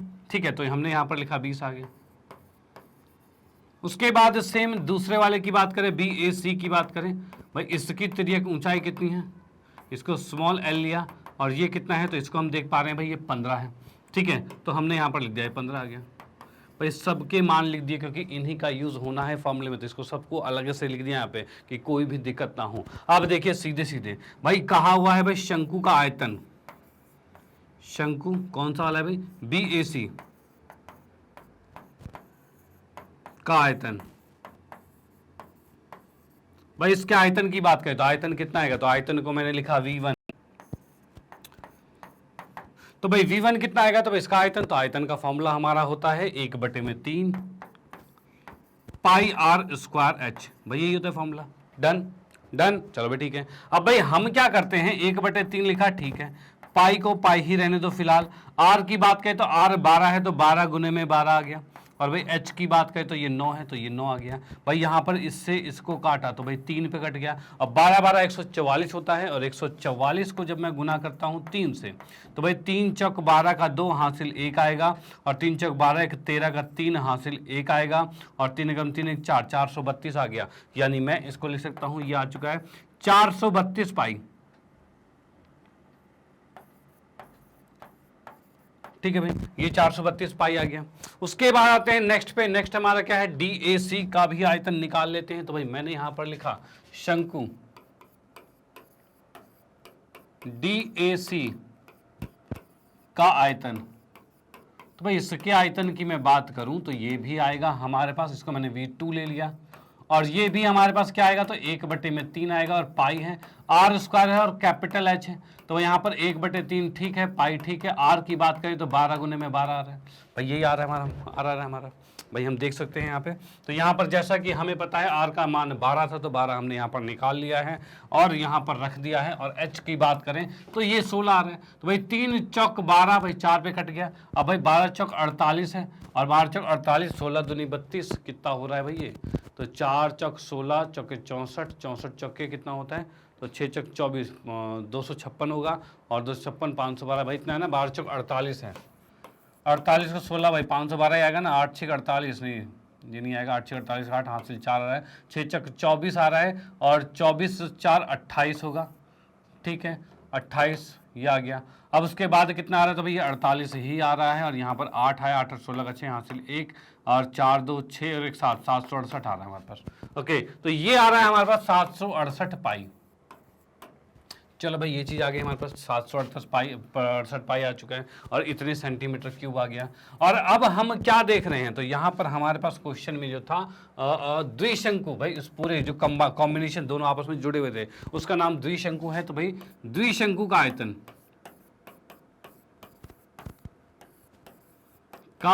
भाई ये कितना होगा, तो इसके आयतन की बात करें तो ये आएगा V1 प्लस में V2 आएगा। और भाई V1 कितना था, तो V1 की मैं बात करता हूं तो ये हमारे पास आ रखा है 432 पाई, तो यहां पर हमने लिखा 432 पाई। ठीक है, प्लस में V2 है 768 पाई। इन दोनों को जोड़ दिया तो कितना आ गया, तो 7 4 11 आ गया, और ये 68 और 32 से 12 आ गया, यानी 1200 पाई कर दिया हमने। इतने सेंटीमीटर क्यूब आ गया है। ठीक है भाई, आयतन है, क्यूब में ही चलेगा। ओके, अब जैसा कि पाई का मान हमें क्या रखा था, कितना 3.14 रखना है, 3.14 रखना है सेंटीमीटर क्यूब। अब भाई 2 जीरो से गुना होगा तो इसके 2 पॉइंट तो खत्म हो जाएंगे, यानी बचा क्या, तो ये बच गया 12 गुने में 314, इतने सेंटीमीटर क्यूब आ रहा है। ओके, इसको हम गुना कर देते हैं, तो गुना करेंगे तो क्या आएगा, तो यहाँ पर देखा 314 गुने में 12, तो 12 चौक 48 का 8 हासिल 4, 12 कम 12 4 16 का 6 हासिल 1 आएगा, और 12 36 37 आएगा। और हमारे पास आ रहा है फाइनली कितना, तो 3768 सेंटीमीटर क्यूब। भाई इतने सेंटीमीटर क्यूब इसका आंसर आ गया, यानी इसका आयतन एग्जैक्ट आ चुका है, जो कि कितना है 3768 सेंटीमीटर क्यूब। डन, तो ये आंसर मैच हो गया है। चलो भाई ठीक है, अब इसके बाद हम आते हैं नेक्स्ट पर। तो अगला हमारे पास क्या है, तो अगला हमें ज्ञात करना है यहाँ पर इसका पृष्ठ क्षेत्रफल।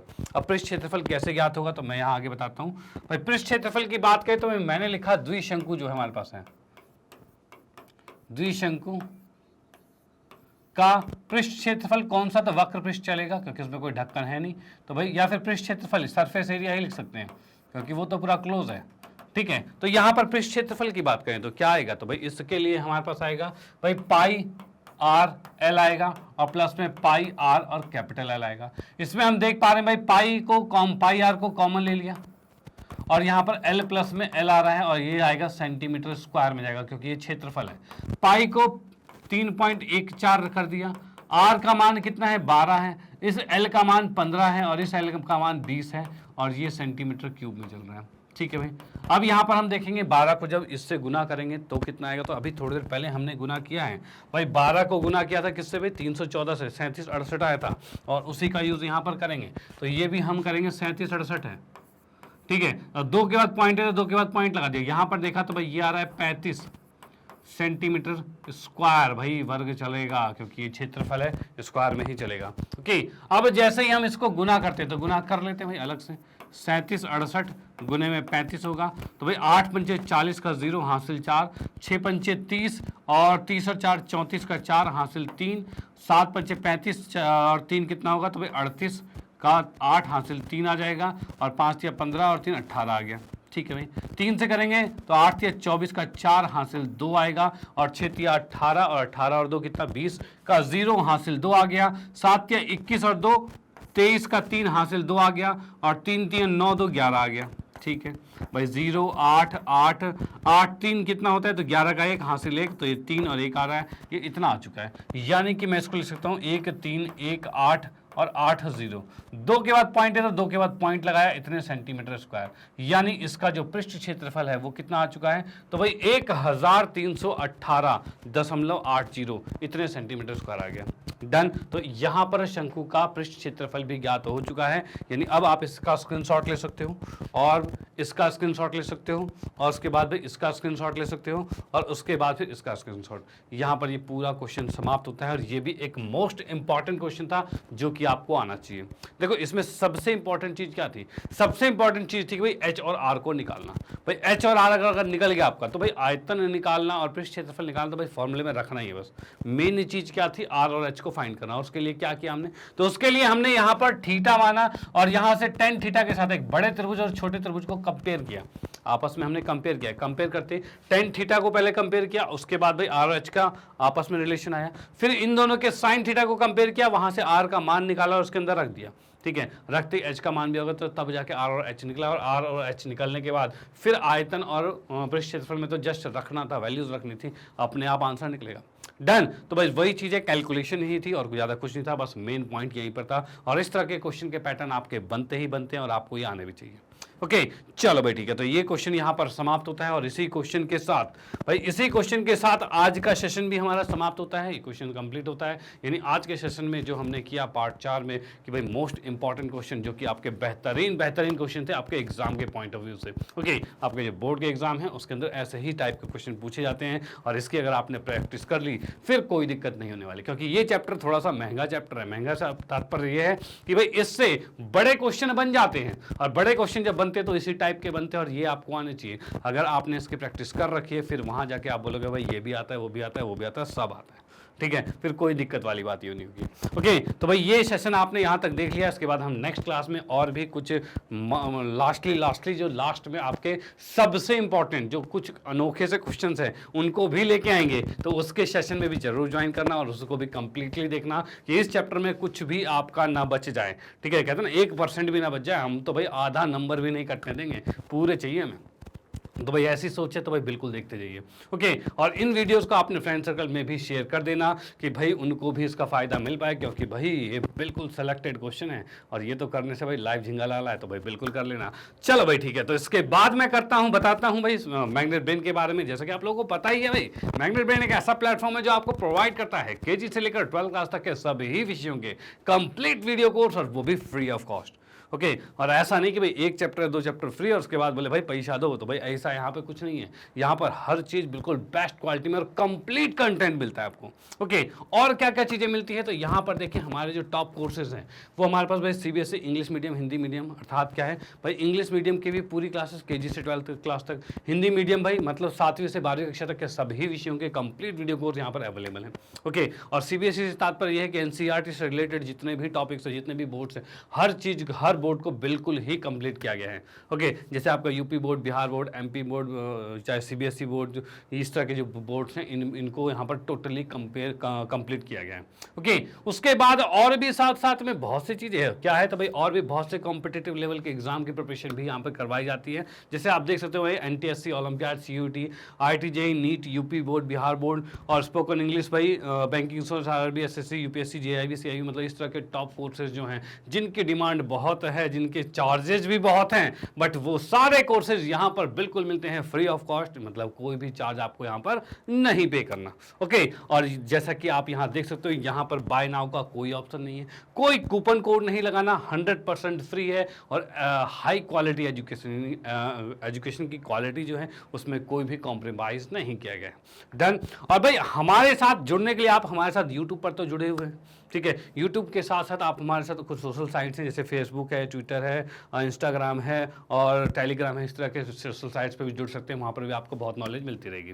ओके, चलो भाई। और उसके बाद मैं आपको एक फाइनली चीज़ बताना चाहता हूँ कि जैसे कि आप चाहते हो अपने कोर्स को पूरा अरेंज और सिस्टमेटिक तरीके से देखना चाहते हो, जैसे कि आप कक्षा 10वीं में हो और आप चाहते हो भाई 10वीं कक्षा में हूँ, मैं हिंदी मीडियम में, तो भाई हिंदी पे क्लिक किया, फिर भाई 10वीं कक्षा पे क्लिक किया, तो उसके कौन सा सब्जेक्ट पढ़ना है उस सब्जेक्ट पे क्लिक किया, और सब्जेक्ट पे क्लिक करते ही फिर उस सब्जेक्ट के अंदर जितने भी चैप्टर्स वो आ गए हैं, जो टॉपिक आपका उस पर क्लिक किया, उसको क्लिक करते हैं, उस चैप्टर के अंदर जितनी चीज़ें हैं सबके अलग अलग वीडियोस बनी हुई है, उन सब में सारी लिस्ट आपके सामने, मतलब इस तरह से बिल्कुल अरेंज और सिस्टमैटिक तरीके से आप चाहते हो, तो आप जुड़ जाइए हमारे मैग्नेट ब्रेन की वेबसाइट के साथ, जो कि है वही www.magnetbrains.com, और उस वेबसाइट पर आते ही आपको पूरा कोर्स मिलेगा सिस्टमैटिक और बिल्कुल अरेंज फॉर्म में, जो कि आप देख सकते हो यहाँ पर ये सारी क्लासेस है, उस पर किसी क्लास पर क्लिक करोगे वो क्लास आप पूरा कंप्लीट यहाँ पर देख पाओगे।